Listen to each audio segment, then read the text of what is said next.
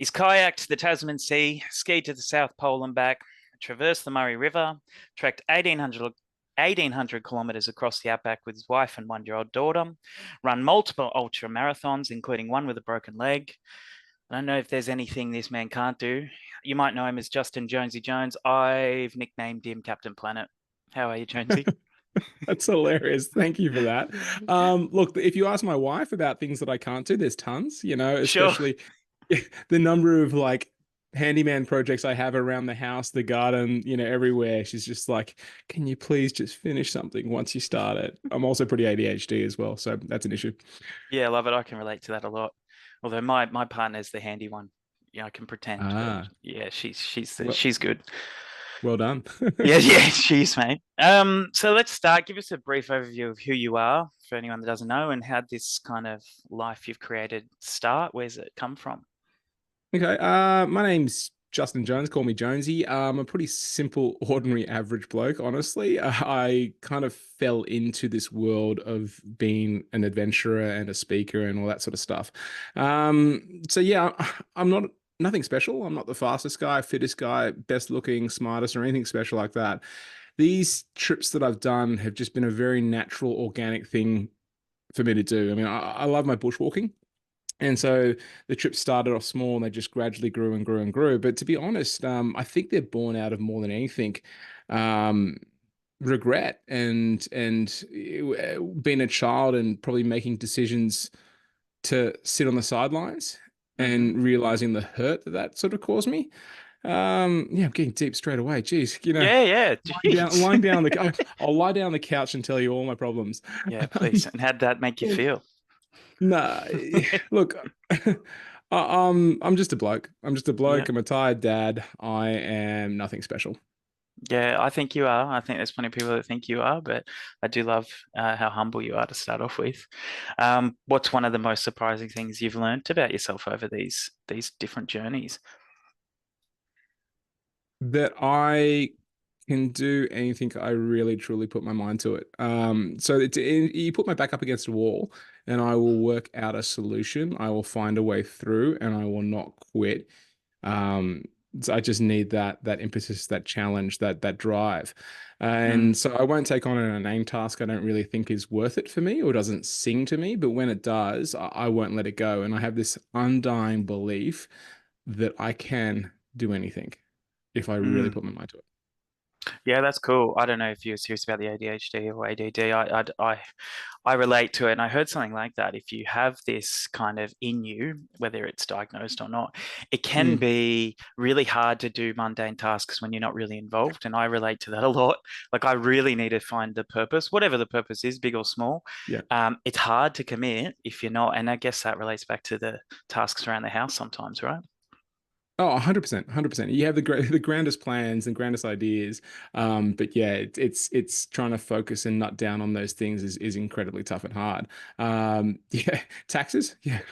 Yeah, Avoid them like the plague. Oh, yeah, geez, yeah, yeah. accounting. I don't want to do that. No, but yeah, if you give me a task that I get hyper focused on, then you will not shake me off it. And my wife, my poor wife, she's so understanding and so kind and Mm. beautiful. She has to put up with that side of me. Yeah, sure. Um, yeah, but she says like also when you're in an argument, you can get really fixated on getting the solution or to the end of it or making sure that Hmm. you heard. And she's like, Hmm. sometimes that's going to be you winning is also going to be you losing. And I'm like, fair Mm. point. Yeah, that's really cool. Maybe they should have a chat, yours and my wife, because I feel Yeah, like yeah, that's for pretty sure. common too. Yeah, I tend to loop back until we find a solution, and sometimes there is no solution, right? It's Oh, just being it, heard. it, so true, so true. I mean, that's half the time there is you don't want a solution or they don't want a solution. It's just getting it out into the open. Mm. And it's quite funny. I must talk a lot as well around the house because my wife has this ability to be able to have a conversation with me and not retain much of the information because she's like, oh, I tune you out sometimes when you're talking Oh, about there's just all these empty words. oh, that's gold. She's a really lovely human being. She doesn't Yep, ignore me yep, just yep. for the sake of it. I just talk a lot. No, that's so funny, mate. I am the same. I used to tell people when Rhiannon and I started dating early on, we were in the car one time. I was mid-sentence and she turned the radio up and I went, "Excuse me?" And she went, "Oh, sorry, I forgot you're still talking." Yes. Yeah. Yeah. Yeah. Lauren did Yes. that to me. We had a conversation the next day. I was like, oh, remember XYZ? And she was like, what are you talking about? I was like, we had a 15-minute Yeah. conversation about it. And she was like, Yeah. oh, yeah, I wasn't there. Yeah, that's right. There was X, Y, and Z, but there was also the whole alphabet before that we talk about, Yeah. and Yeah. they tune out after the first three. It's fair enough. But Yeah. actually, I think this is actually a superpower of ours because honestly, I reckon people who are, yeah, I don't really, it's funny to call it neurodivergent because I think it's fairly commonplace.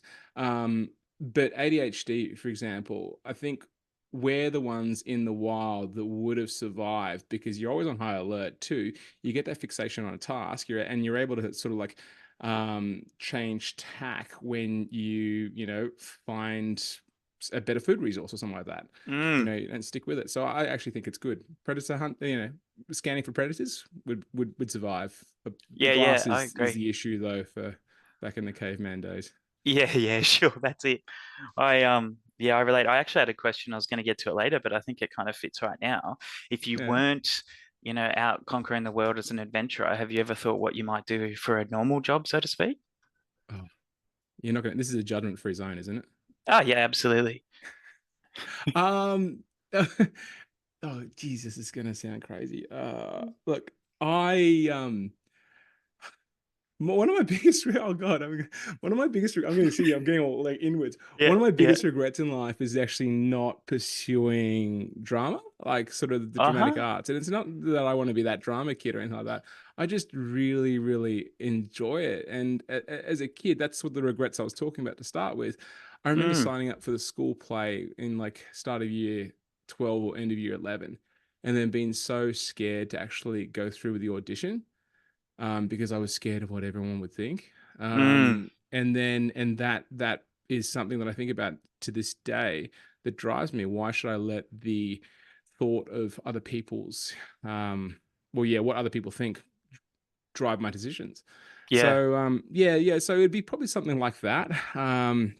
Maybe even and this is like all these different tangents. That'd be one thing. Mm-hmm. If it Mm-hmm. wasn't adventure and speaking all that, maybe drama or architecture. I do like that Oh, kind of yeah. side of things. Yeah, okay. I am a That's pretty scientist by different. training and trade, but I do love seeing that, the precision in it. Mm-hmm. Yeah, I don't know. I haven't really thought Yeah, about that too much. that's cool. Yeah, again, I don't want to try and make it like fangirling or anything, but I can relate to that. I've got multiple rap lyrics that I've created in my Oh, here we phone, go. and I thought Here you we were about go. to say that. But similar thing, it's a dream. It's never going to happen, and I'm never going to share one, so don't even ask. But they're there. It's a bit of a dream, and yeah, I work in hospitality, so it does kind Yeah. of match that kind of fast environment. Everything's changing. Think on your toes. So I've found a career that works, and clearly you have too. That's actually something as well. Like the hospitality, I love. I mean, when I was working on the Tasman project, I was working in bars as well at the same time. And I loved it. I really, really Mm, did. And so, like, I did have a dream back then to want to be a publican at some point in time. sure. But yeah, so that maybe something around food. Food is a huge love of mine. The problem is, I see the food industry and just how Mm. hard and cutthroat that is. Yeah, I don't think I'd be suited for that. Yeah, absolutely. I same. I love cooking. I cook a lot at home, and people I teach now. I'm actually a teacher at a community college, and talk a lot Yeah, about amazing. front of house operations and things like that. And Yeah, people kind of see that passion when I talk about food, and they go, "Are you a yeah, chef, or have you ever been a chef?" I went, "No, I've been close enough to know I couldn't do it as a job. It's too high stress. It's too long hours. It's all that yeah. sort of stuff, which takes a little bit of, well, can take a little bit of the joy out of it. I've just loved doing it, at home with Look, no real pressure."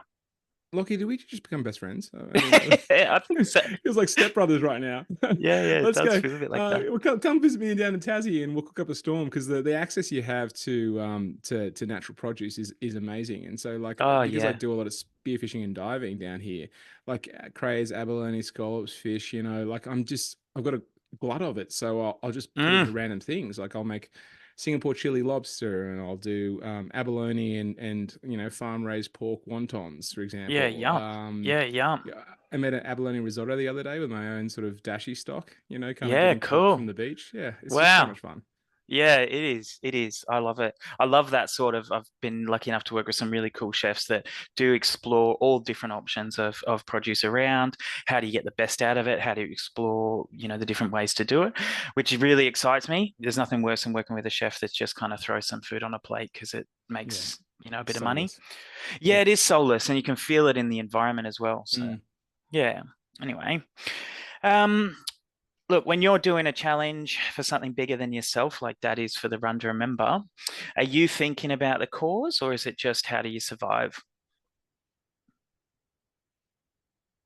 I think it's for me, it's about. Don't get me wrong. The cause, I think, it brings perspective in those moments you're feeling really down and low. It allows you to reflect and realize the reason why you're doing it. Hmm. I'm thinking in particular of down in Antarctica, stuck in that tent, feeling so sorry for yourself because you're losing, 330 grams of weight a day. You're having to drag the sled through a blizzard and snowstorm that lasts, or a whiteout the last 2 weeks. And it just feels impossible. And like, I remember we had these notes written up inside the tent from some of the patients going through cancer treatment. Hmm. It was a youth cancer charity called UCAN, that one, and Yeah. seeing their messages to us out there, and that was just a real reminder that we chose to be here in this Mm, situation and in this spot, mm, and they're going through that battle, which they've been forced upon with so much more grace and decorum than I am right now. What gives me the right to even complain when I've sure. selected to do this? So it's a really nice reminder for that in those really dark, hard times. But to be honest, like when you're on a mission as a whole, for me, there's a huge element with things that I do around kind of survival. You've got to fulfill that task. Life is really binary. It's really simple. You have to achieve your objective and goals, and you have to survive. And I like that distillation of life in its simplest format. It's about the task at hand and surviving each day. Mm, I think Mm, that's really good what you said there. I was talking to Paul Watkins a few days mm, or weeks ago, and he says something similar about that. There's things that we choose to do, there's things that we don't choose, and it just happens. And that's yeah, it's funny you mentioned that. It's a really cool perspective, especially when you can kind of relate it to a cause like that. yeah. A lot of people are in situations that they don't choose, and putting yourself in one like that. Um, you have every right to feel a bit sorry for yourself and a bit down in the dumps, but it's good motivator to keep going. Look, and it might sound a bit odd to like use other people. You're not trying to use other people's suffering to your, to prop you up, but it's just a reminder. Like I don't want to Mm, sound, toxic like that. It is a reminder. no, I not at all. remember being down in Antarctica as well, and then like try to have limited use of an iPod, or music Mm, down there, or audiobooks even, because I didn't want to become a crutch and rely on it. But mm, I remember when I was feeling really down at one point, switching on Peter Fitzsimons's book, Kokoda, and mm-hmm, then you just like, oh man, these mm, these young blokes out there who've got their legs blown off and they're crawling along the Papua New Guinean jungle. Man, like that's tough. What I'm doing right mm. now is not as tough as that. Yeah, I think it's perspective, right? I'm 100%. sure. I'm sure that was pretty rough, but yeah, it's just the perspective and it's the motivation to, if they can do it, I can do it, and keep Yeah, pushing forward, right? Yeah, I 100%. love Yeah. it. What's one of the weirdest things you've put in your pack, and how's it helped you in all these travels? Okay, when you mean my pack, do you mean my mental pack, like my mental toolkit, or do you mean my Oh, pack as in on my back? Because you could I mean was it both thinking ways. physical, but yeah, like Okay. let's give me Uh, both. all right. Okay. The weirdest thing that I put in my physical pack. Um, Oh, look, just quirky little things to celebrate. I mean, like, there's a sense of occasion around certain milestones or birthdays or Christmases. And, like when you have a date to celebrate, bring something along that helps that. And, like, for Mm. example, I brought along this silly little penguin beanie Oh down yeah. to Antarctica as a Christmas present for Cass, and that was, I was excited about the whole giving of it, and like, oh, I love keeping this secret from him for that good portion of the trip, hiding that from him, and then being able to pull it out and surprise him to make his day. So Mm. it's little things like that, and also memories and letters from home, or little things that people have written to you. I mean, it's not really weird, I guess, but it's a nice thing to bring along. Yeah, yeah. Um, yeah, I'm not too sure. Like, I'll think about that, and if it circles back, I'll come back to you. But in terms of the mental, what do I pack in my mental suitcase? Um, rather than rather than something that I pack, it's something that I do. Mm-hmm. When I'm going through, I have this insane ability to sort of like pull my brain and mind and head out of what the physical discomfort I'm going, like Yeah, disembody cool. myself slightly. And I put my head onto a task. And it might be like, right, you've got this song running through your head, Justin. Make a film clip for it in your mind. How would that look? And then like I'm there constructing it. But I say that because I felt like I couldn't go straight to the food one. This is what I really love doing. I bake and cook recipes in my head Yep. and go, Yeah, all right. okay. So down in Antarctica, I came up with this recipe for what would a golden gay time cake be? How would I Oh make yeah. that? Yep. Yeah, Cool. Yeah. and just yeah, through that from scratch. And so that occupies so much time. And I remember Mm. Cass coming up to me in one session we were skiing. He's like, "Dude, what was going on that last hour and a half? You were just flying." Dead And I quiet. was like, Oh yeah, "Mate, yeah. I was baking." Yeah. And he was like, "Okay, Yeah. he's lost it. Yeah, I was baking in Yeah, my yeah, head." that's really cool. Have you ever made that cake?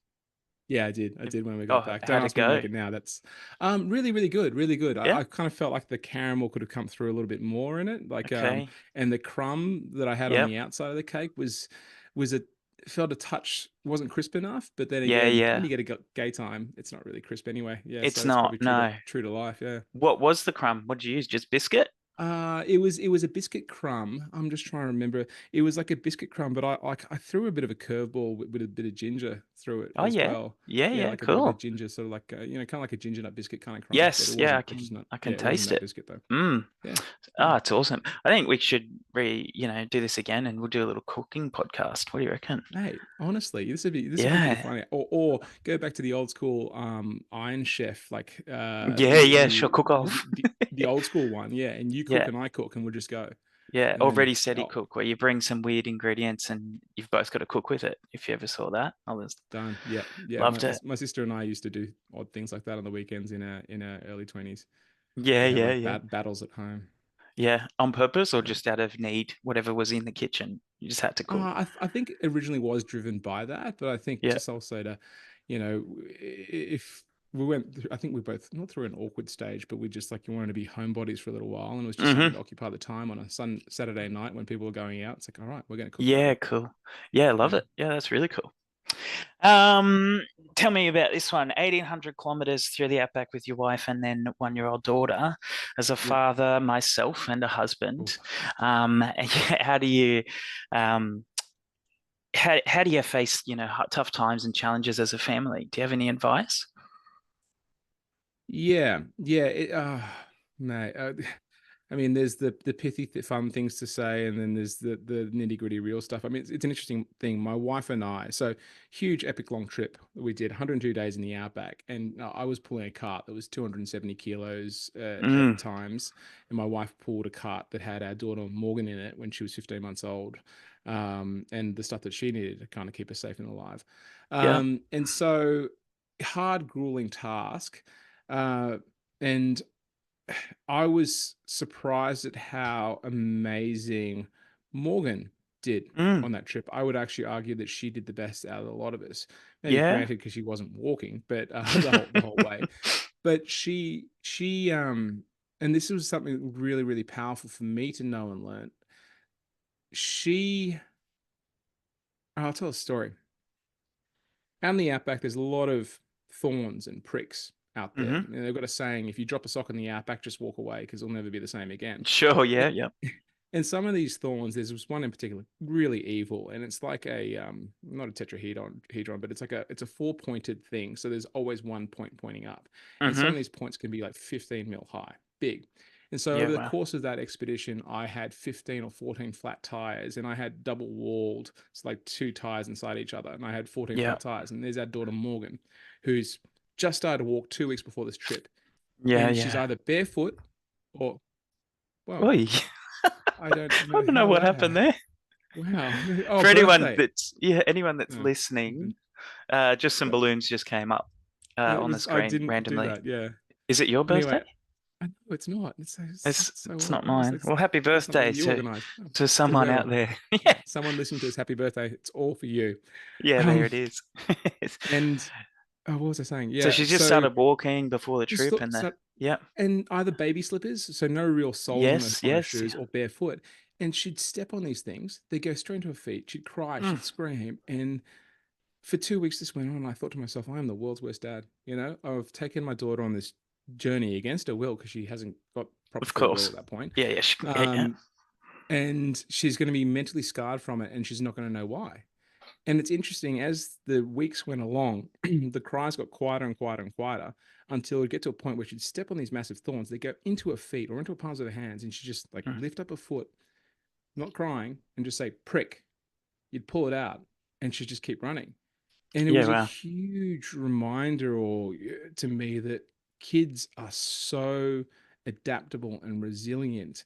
And they take each day as normal for them is just what they're doing on a daily basis. And if mum and dad are there, that's normal. So they adapt to that Mm, situation. And I think as adults, sometimes we forget that. And so it was a huge reminder for me that we are all more adaptable and resilient than we think. So that was a big one. Pithy mm, response to that question. You can't argue. um, the sure. same way you can with an expedition buddy with your partner. I mean, you can sort of like take those arguments back home, which would be bad. But my Yeah, wife and I say that trip, it wasn't the most enjoyable trip, but it made us stronger as a family. sure. I can imagine. Yeah. Yeah, I think that's really cool, the perspective there, Morgan. And yeah, my son's had a few little accidents this year as well, and it is funny how they adapt to it. And I think you're Mm. right. If we look at that as adults, like you can feel really defeated when you're in a bad situation, but sometimes those bad situations are just there for a short period of time. You just keep going and push through, and you adapt to it. Well, you can adapt to it. You can sit there and be upset about it and cry, or you can just kind of keep moving on. And yeah, kids are funny like that. That's for sure. They can, Ki- yeah, ki- so Kids are go really on. good, and also dogs. Dogs are really good at that. I mean, like, have you ever seen an unhappy three-legged dog that's kind of recovered from their injury? Yeah, it's a great point. It's a Yeah, great point. Yeah, they yeah, don't think yeah. about it. They just keep going. Yeah, well, they don't have a choice, right? Exactly. Yeah, yeah, that's it. Yeah, really cool. What about when you're not taking the family? What's one of the hardest things for you, when you're off on an adventure, thinking about them? Um, It's a funny one. Like I rarely get homesick. Mm-hmm. I will miss them if I look at photos of them. Like if I have Yep. that mental prompt to pull me back there, you'll find me in tears, like looking at Sure, photos of them sure. as kids. Yeah. But when I'm away and I'm on a task, it's really the task at hand that really focuses me, and I need that to stay sane every now and then, to Mm-hmm. have that fix of the outdoors or a challenge or something. I can't meditate. I can't sit at home and listen to some meditation or anything like that. So I need to be active meditation by either walking, Yep. or spearfishing is really good for me because it focuses you so intensely because you have to be focused. Mm-hmm. Um, but for me, yeah, I don't really get homesick per se, but hardest thing for me is to what would it be? What would it be? Can we get to the start line? I'm like I have a very large specific gravity where it's hard to get me moving. And so Mm-hmm. sometimes, I'll be that guy that'll want to lie on the couch and just chill out and veg, and I'll put things off. Maybe it's the ADHD, push things off to the next day. Um, because I know when I start, I can get pretty fixated on a task. So I'd say starting is always hard for me. Yeah, sure. Yeah. Yeah, I can relate to that Is as that the kind well. of answer that you're looking for? I mean, like, as I started just, yeah. There's no wrong answers. Yeah, no, it's good. I don't know if everyone else can keep up, but I can. So Okay. I love it. So, Yeah, yeah. something's working. Yeah, Okay. that's it. Yeah. Um, what about after facing, 10-meter waves or the Arctic blizzards, things like that? When you come back to civilization, um, how's the come down and how do you adjust to that? Mm. Yeah. There's a huge amount of gratitude coming back for, Mm, I suppose, being safe, but also how easy. humans have made their lives. I mean, like the fact that you can just go to a tap and get a glass of water, especially when you're in a lucky country like Australia. Yeah, how easy life is, and you have this huge amount of gratitude for that. But it's funny that gratitude does leave fairly quickly. I think we resettle into that normal and then forget some of those lessons at times. You need to remind yourselves. Yeah.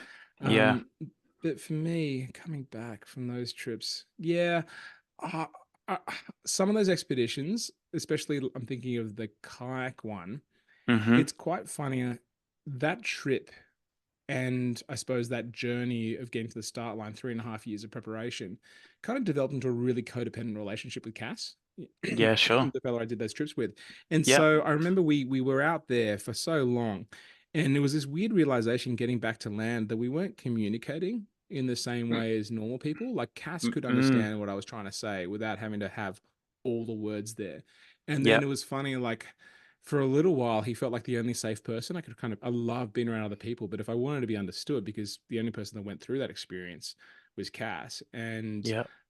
he was the only one that can kind of fully understand me, I guess. Yeah. Yeah. Yeah. So Yeah. that was an interesting thing I didn't expect to have to go through. Um, but yeah, no, you settle back in pretty quickly. Yeah. Put on the weight pretty quickly as well. Yeah, sure. Yeah. Turn a bit gluttonous, I can imagine. Yeah. Oh yeah. Yeah. And what about Cass? Do you think he feels the same?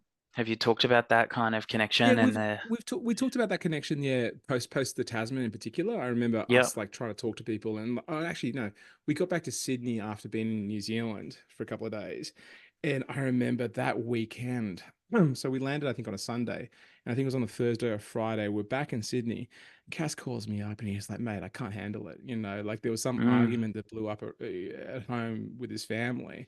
And it's just like, it's kind of like we're speaking different languages at the moment. And it's yeah. just like, yeah. So Yeah.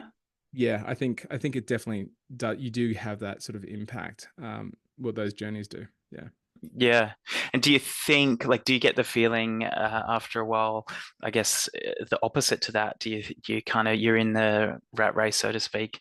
I'm not sure how busy your life is, on a daily basis, but do you have those feelings of, I need to get out, I need to get away, I need to kind of feel that feeling again? Yeah, yeah. This year in particular, like, it's pretty like, be honest, it's pretty been a pretty bad mental health year for me this year. Just a lot of change in direction and shifts and moves for, not just myself. It's like the family as a whole, and I think that's where Hmm. you can put more weight onto it. If I was not married, no kids, no dependents, then I'd be just go where the wind kind of blows me to a degree. Sure. But yeah, when you're worried about them, then that creates much more stress. Mm. Oh, sorry, what was the question again? I started. Yeah, no, I get you. I feel that too sometimes. It's easy to think and romanticize the idea of running away and running away from responsibilities and adventure and all of that. But the reality is Yeah. we're both here with people, dependent on us and have chose that and love that. Yeah, I was just kind of saying, do you No, feel the need to, yeah, run oh, away, I yeah, that's right. guess? No, no, I feel the need to get out into the bush. I mean, like one thing that is a huge thing for me and is a reset for me is if I can go diving, then it Mm-hmm. is the quickest, most amazing way for me to reset myself because I love the element of you jumping in the ocean, so you need to be hyper present into what you're doing, and I do a lot of cray diving and spearfishing, and I think something about that is there is a danger level where the risk is actually real. It's not inane. We're not living in day-to-day life where, I burnt my toast is the biggest problem you're going to have that Yeah, day. sure, Or sure. I was late, 5 minutes late for my Zoom call, or my camera wouldn't work.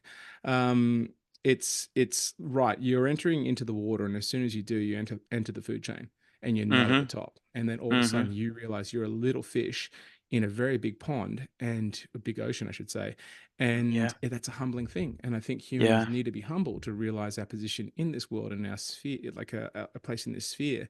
So for me, that is really important. The winter months make it a little bit harder when it gets frigidly cold down here and I start to go a little stir crazy. Yeah. I actually haven't been diving uh, in a good couple of months now. Um, yeah, and I'm feeling it. I'm feeling Yeah, it. So this sure. weekend, Yeah. I'm in the water. It's opening of cray season. Cool. Happy just Yeah. now.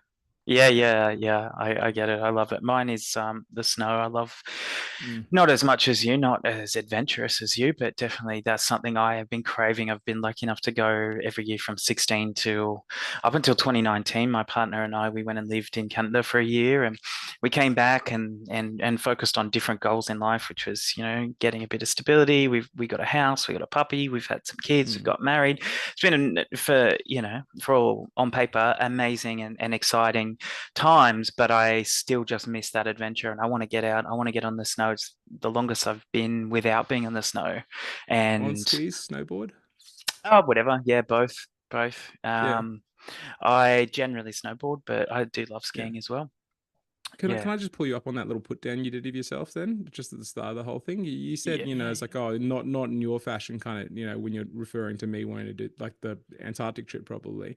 15 months before that trip, we couldn't ski. So Yeah, we went wow. to ski, yeah, for that expedition. And so, like a Yeah, person like you who's saying that you was in skiing for like that long, like you're so much more better suited for that kind of mission than Cass and I were.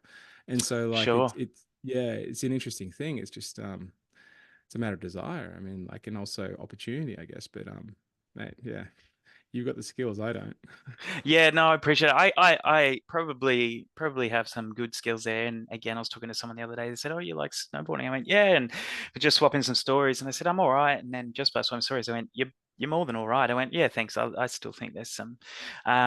It's good to be humble, but no more on the fitness and the drive.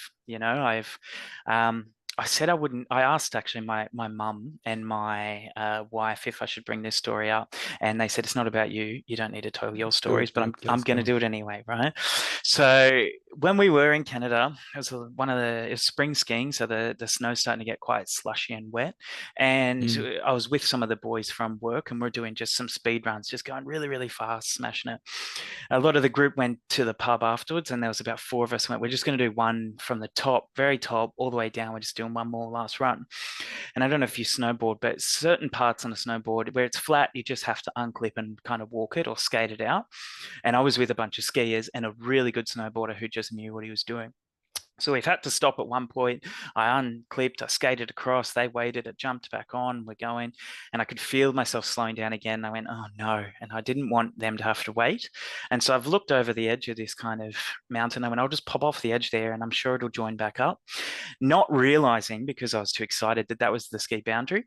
And not like Australia where you go down a hill. This was pretty big. And so I've gone down, followed this, what I didn't know at the time was a, kind of frozen waterfall, like mountain track as well. Like they do mountain biking in the summer. So I followed it down, going, oh, I'll pop back out any minute. Turned around and looked back up and went, oh my God, what have I done? And I realized that this wasn't a track by any means. It was just like the kind of what's it called? The topography of the mountain or something. mm, And I went, oh no. And it is spring season and I've never been there before. So I'm starting to then worry. I unclipped and started walking. Every step I fell down to like waist deep. And the only thing that was keeping me was my snowboard from going up to my shoulders, yeah. So climb up, take a step, fall down, climb up, take a step, fall down. And I kept going. And this fear that there was a bobcat or a mountain lion in the trees kept me going, or a bear that was going to fall into a Mm, bear cave or something. Like it was all new and all these thoughts running through my head.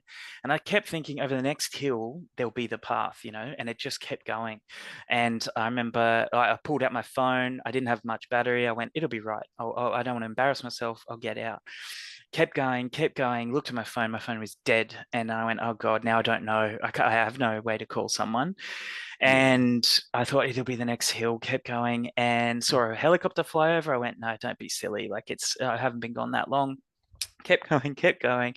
Probably an hour or so later, another helicopter comes over. And at this point, I started to panic. I was there waving down the helicopter, like, it's me, it's me. Wasn't coming for me. No one was. I was probably only gone for 3 hours in total, but it did feel like I was gone all day. I was prepared to stay out there all night. Um, and yeah, just kept kind of going and fought my way through, and it tells for a very funny story. Um, but yeah, like I can relate to some of those feelings as minuscule as they are compared to what real adventurers have done. I can relate to that feeling of desperation, of feeling sorry for Mm. yourself, a little bit lost, exhaustion, fear, what's going to happen. But yeah, I just kind of kept going and got out. How good did life feel after that, though?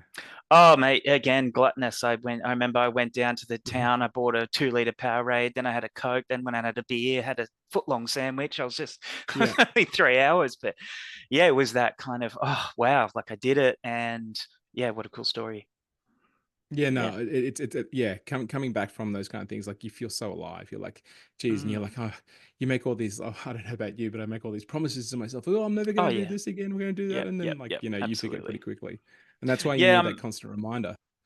Yeah, I think like I'm not a religious person, but I remember I think a few moments there I was talking to God, like just get me out of this and Yeah, I'll yeah, I'll yeah. do anything. Yeah. Yeah. I love Yeah, it. and then you're like, you get down to the bottom, and you're like, well, actually, I made so many bets. I talked to, Allah, Buddha, God, like also, well, I don't know which one of you answered the call, so Yeah, continue yeah. mission.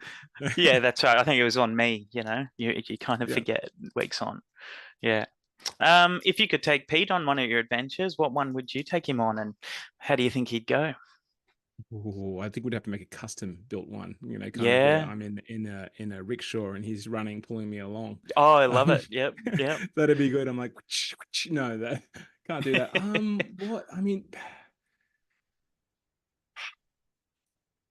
I actually think it'd be fun to do like a kayaking adventure with him, but Mm-hmm. through like an archipelago of in like Indonesian islands, something like that. So there's a huge cultural element.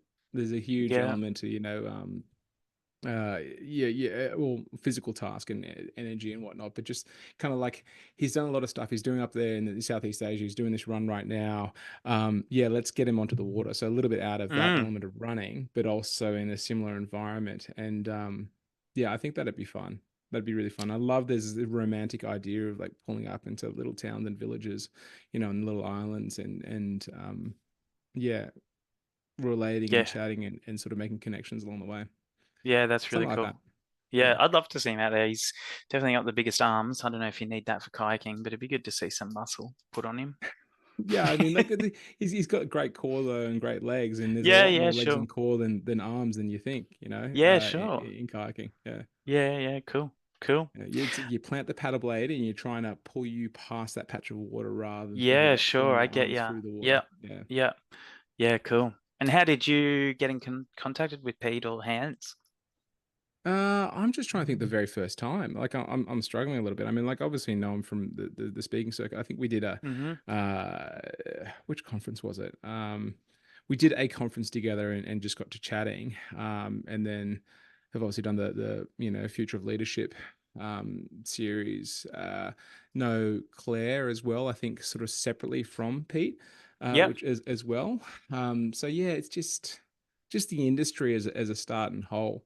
And I remember like sort of like being an audience member listening to his story and him up on stage and kind of been pretty moved by the whole thing. Yeah, Um, sure. so yeah. So it's been nice that's been sort of like a really organic sort of friendship that's kind of come out, Mm. or yeah, from this Yeah, whole thing, yeah. peership to start with. Yeah. Yep. Yeah, love it. Nice. I actually had some friends over on the weekend that mentioned that I was going to be chatting to you, and she got pretty excited. And she actually DM'd you one night, had a few drinks, just messaged you on Instagram or something, said how amazing you were and everything. And the fact that you even replied to her, I don't expect you to remember, but Amy, if you're listening, I said I'd say hi, so there you go. Um, that yeah, like just that, Hi, she Amy. was like pretty blown away. Oh, love it. Awesome. um, Now you've conquered the sea, the snow, the jungle, and the desert. What's next on the agenda? Are you going to explore space? Oh, look, if I was a single man, I think I'd be putting my hand up for some of Yeah, those missions. Like, but yeah, I wouldn't be now.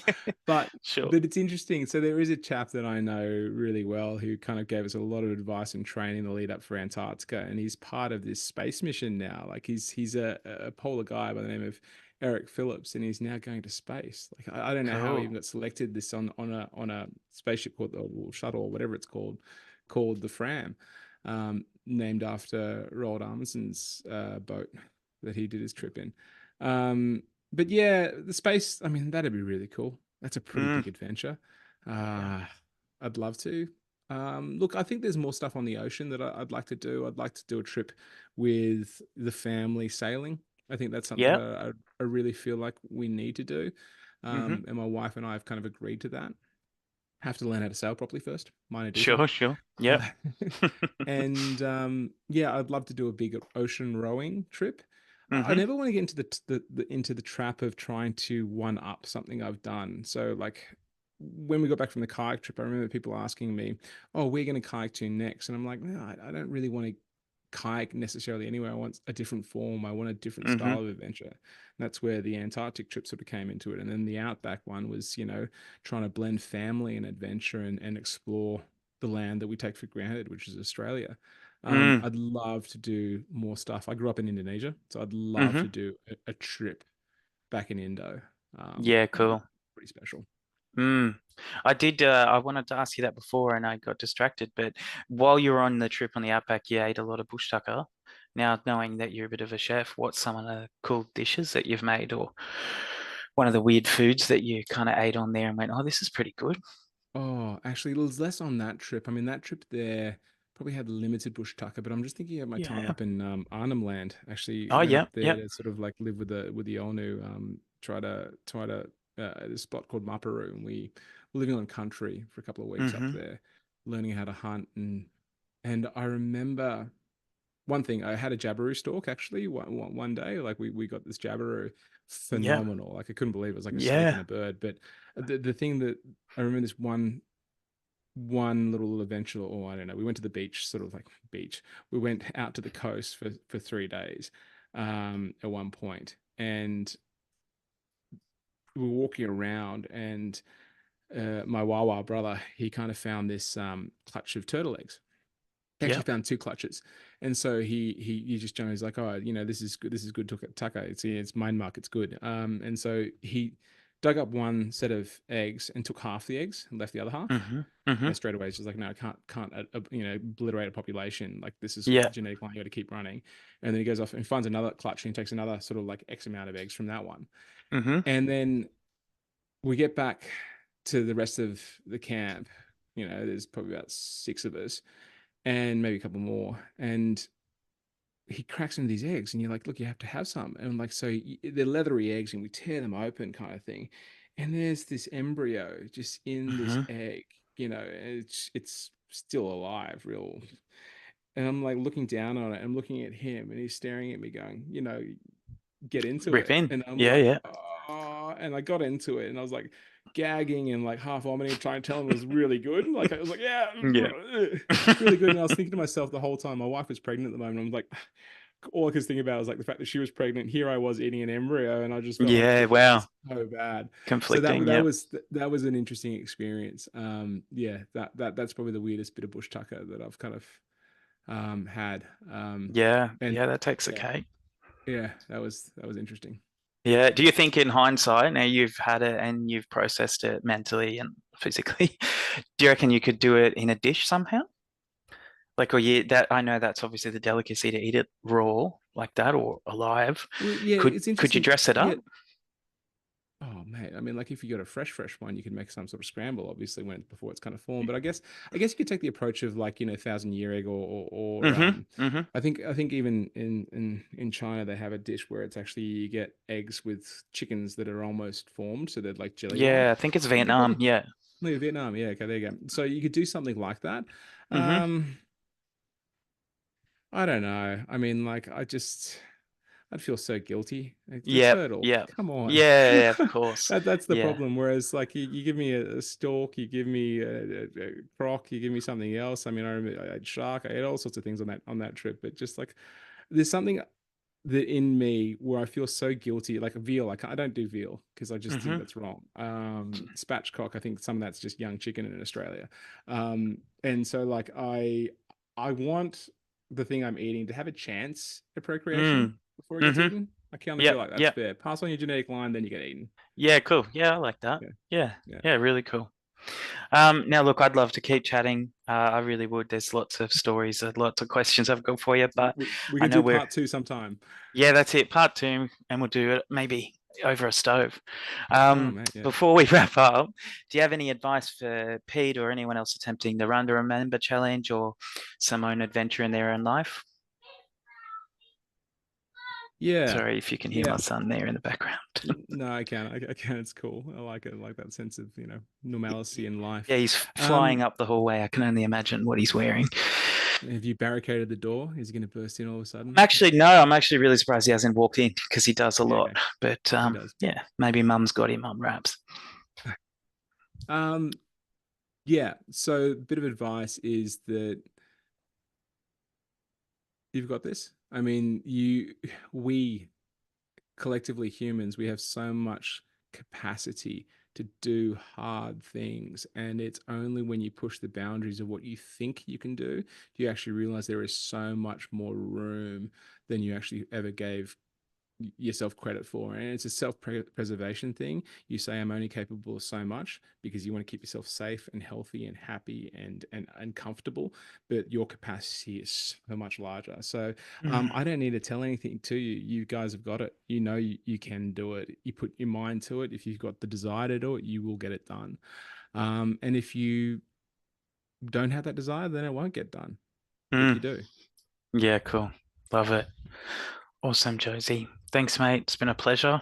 Um, Hopefully we do get to do it again soon. Yeah, lovely. Yeah, for sure. Like if you need, always an open book.